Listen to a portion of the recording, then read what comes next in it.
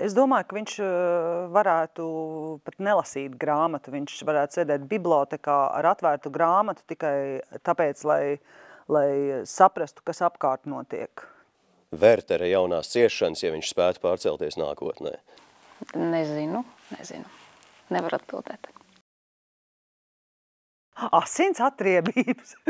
Nē, atriebības jūtas ir pazīstamas, un tāpēc ir forši, ka tās var veikt uz skatuves ar sev mīļiem kolēģiem, bet dzīvē nē. Jā. Kuras tiek papildinātas ar spēju tās nerealizēt. Jā, kuras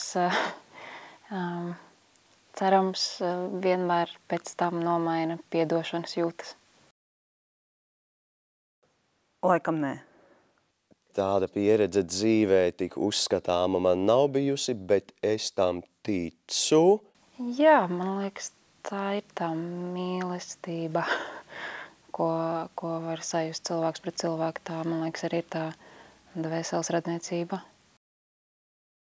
Es pie viņa aiziet un šausmīgi daudz noraudāt ļoti ilgi. Vispār ļoti pietrūkst ieiet pie viņa ļoti. Kāda anekdoti? Kuru lūgu nākamo iestudēt?